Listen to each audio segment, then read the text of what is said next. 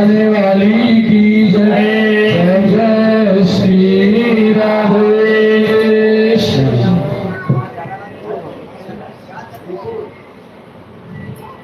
राधा रानी की कृपा की आवश्यकता किस किस को है? राधा रानी की कृपा की आवश्यकता किस किस को है?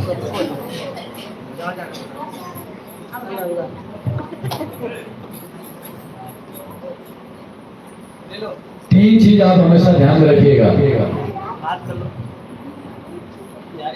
हमको भगवान श्री कृष्ण को प्रसन्न करना है। क्यों? बोलो। हमको भगवान को क्यों प्रसन्न करना है? बोलो भाई। आप नहीं खुश करेंगे तो भी खुश रहेंगे। वो आनंद मूर्ति है, सच्चिदानंद है, उनके पास दुख है ही नहीं। दुख तो तुम्हारे पास है। हम भगवान के दास हैं और दास का एक ही कर्तव्य है कि उसका मालिक संतुष्ट रहे। यही कारण हो सकता है। जीवेरे स्वरूप भव कृष्ण नित्य दास। चैतन्य महाप्रभु कह रहे हैं कि जीवों का जो स्वरूप है वो क्या है? श्री कृष्ण का नित्य दास। हम कृष्ण के परमानेंट दास हैं। ऐसा नहीं कि आज बने हैं या कल बनेंगे। हम परमानेंट दास थे, परमानेंट दास हैं और परमानेंट दास ही रहेंगे। हम कृष्ण का मालिक बन सकते हैं? कभी नहीं बन सकते।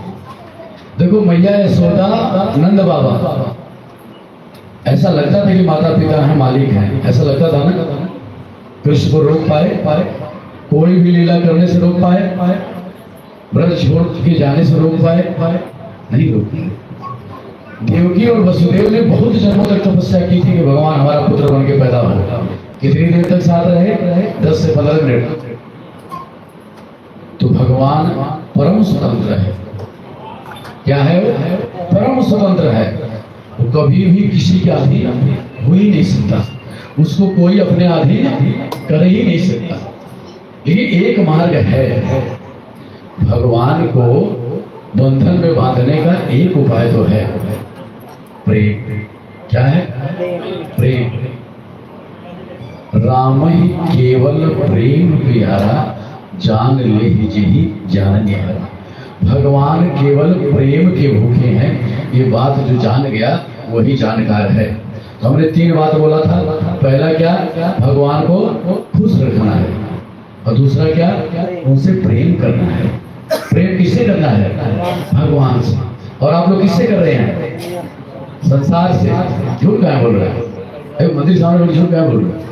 अगर आप लोग भगवान से प्रेम करते होते तो सबके माथे पे तिलक होता, सबके गले में तुलसी माला होती है, सबके गले में तुलसी माला होती। झूठ कोई नहीं बोल रहा होता। सब रातों दिन 24 घंटा कृष्ण नाम जप रहे होते। 18 बार फोन करने पर 1:30 बजे ना आए होते, सुबह 6 बजे आके बैठे होते। हाँ प्रेम। ये सब दिखावे का प्रेम। कोई बात नहीं है तो सही, इतना ही ठीक है। चिंता मत करो आप लोग। है थोड़ा बहुत है, लाने की कोशिश कर रहे हैं या नाटक में ही दिखा रहे हैं। ठीक है, दिखाते रहिए। नाटक करते करते कभी कभी आदत पड़ जाती है उसकी, है ना। दूसरी बात याद रखिएगा, आपको भगवान से ही प्रेम करना है। इस संसार में प्रेम करने योग्य दूसरी कोई वस्तु न है, न थी, न होगी। क्योंकि जो प्रेम आप किसी से करेंगे वो प्रेम का 3 शर्त है। नारद जी ने एक किताब लिखी है, नारद भक्ति सूत्र। उसमें उन्होंने प्रेम के लक्षण बताए कि जब कोई किसी से प्रेम करता है तो उसका क्या हेतु होता है और उसका क्या स्वरूप होता है। तो कह रहे हैं कि कामना रहता, गुण रहता है। आप जिससे प्रेम करें उसमें कोई क्वालिटी मत देखिए। ऐसा कर सकते हैं आप? पहले गुण देखेंगे, कितना पढ़ा लिखा है, कितना कमाता है, इसके माँ बाप कैसे हैं, इसकी शक्ल कैसी है। तो यानी आप प्रेम नहीं कर रहे हैं। सबसे पहले आप यही फेल हो गए। महाराज जी दूसरा क्या कहते हैं? कामना रहता है। पहला क्या बोला? गुण रहता। और दूसरा बोला कामना रहता। और जब आप किसी से प्रेम करने लग जाएं तो क्या करना? उससे कोई उम्मीद। ऐसा आप करते हैं? पहले लगा के बैठे हैं 40,000 रुपये महीने चाहिए, चाहे जहां से लगा दो। हमको ये चाहिए, हमको वो चाहिए, हमको वो चाहिए, यानी पहले हम लालच लेके बैठे हैं। ऐसा होता आप प्रेम आज के बाद मत कहना कि हम तुमसे प्रेम करते हैं, किसी से आप प्रेम नहीं करते हैं, क्योंकि प्रेम की पहली दो शर्तें आप मानते हैं। अब अगर मान लो आपने प्रेम कर लिया, ये दोनों शर्त किसी ने मान ली कि कोई क्वालिटी नहीं देखा और कोई इच्छा नहीं रखा, आगे बढ़ा, तो कैसा होना चाहिए? प्रति क्षण वर्धमान। जिस दिन आपने प्रेम स्टार्ट किया था ना, उसी दिन से दिन दुगना रात चौगुना बढ़ते रहना चाहिए। कितना बड़ा तो होगा?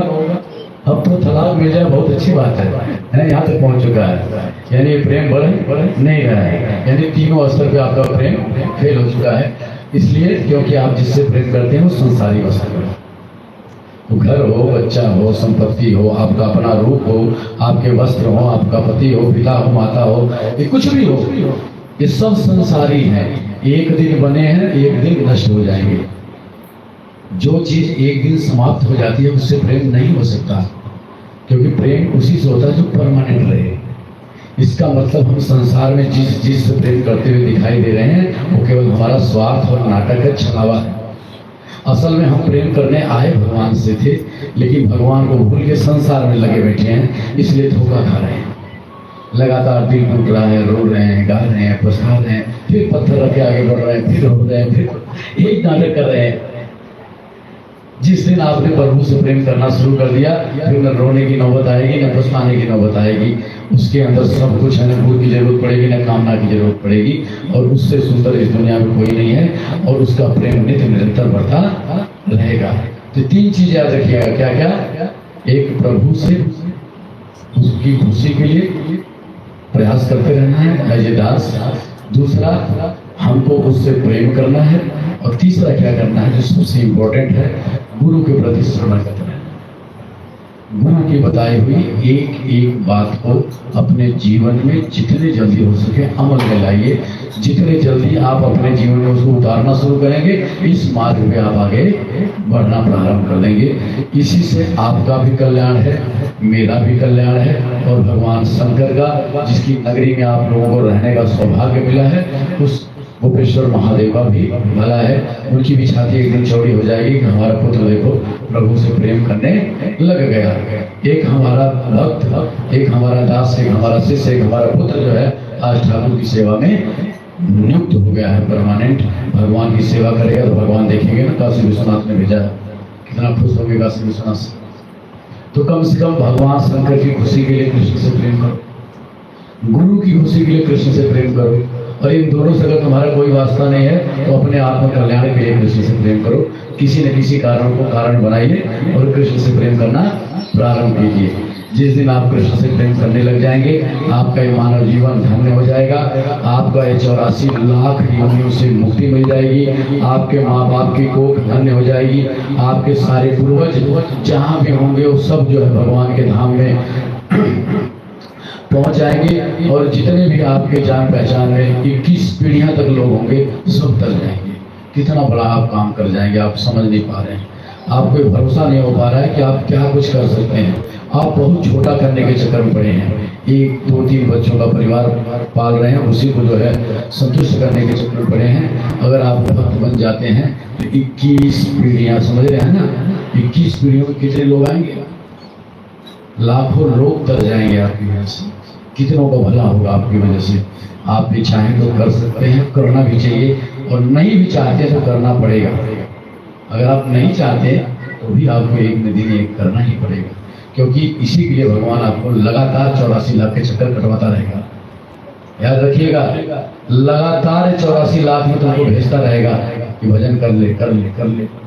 कितनी बार बचेंगे आप? मछली बन के कढ़ाई में तले जाएंगे, बकरा बन के काटे जाएंगे, सुअर बन के लेटरिन खाएंगे, गधा बन के बोझ ढूंढेंगे। बड़ी दुर्गत तुम्हारी होगी। अभी अनंत बार हुई है, अनंत बार होती रहेगी। जब तक इस मार्ग में चलना प्रारंभ नहीं करेंगे, तब तक ऐसे ही कसाईयों के हाथों कटते रहेंगे। छबड़ियां उधेरी जाती है, गर्म पानी फेंक फेंक के, सोचो कितना दुख होता है। जानवर काटते हैं ना, उसकी चमड़ी पहले जिंदा ही उखाड़ लेते हैं। सोचो,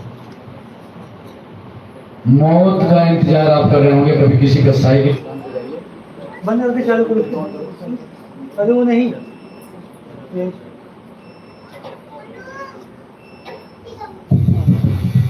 जाएंगे आप देखेंगे ना, बकरा बांधा रहा था 20-25 लोग, दो चार ठो लड़के रहते हैं, बाकी सब देख रहे होते, यही हाल होगा। आपके सामने आपके ही अपने लोग कर रहे होंगे और आप अपने नंबर का इंतजार करेंगे। मौत का इंतजार करना कितना अच्छा होता पता है? कभी हॉस्पिटल में जाके देखो, आईसीयू में भर्ती है, जिसको कैंसर हुआ उससे पूछो, सड़ रहा होता है, अंदर से कीड़े खा रहे होते हैं, बहुत भयंकर दर्द, चिल्लाता है मार डालो, कहता है डॉक्टर से मार डालो मुझे, मैं नहीं जीना चाहता। अभी आप लोग जीना चाहते हैं ना? अभी बड़ा प्रयास कर रहे हैं, दवाई कर रहे हैं, खूब ठाट बाट से घर में रह रहे हैं, इससे जिंदा नहीं। लेकिन जब दुख आएगा ना, जिंदा न रहना कोई नहीं चाहता। तो दुख न आए, कम से कम इसके लिए भोजन करें। ठीक है, समझ आई बात? आज इतना ही, फिर अगले रविवार को हम लोग जो है गीता जी का पाठ करेंगे, कथा कीर्तन आगे चलेगा, और आप लोगों का भला कैसे हो इसका और बहुत सारे मार्ग ढूंढने का प्रयास किया जाएगा। एक बार छोटा सा कीर्तन और कर लो, अगर कोई चाहता है तो। कोई कीर्तन करना चाहता है? बोलो श्री वृंदावन बिहारी लाल की, राधा रानी सरकार की जय, सदगुरु सरकार की जय, महाप्रसाद की जय, जय श्री राधे। उठ जाइए और यहाँ पे प्रसाद पाएंगे।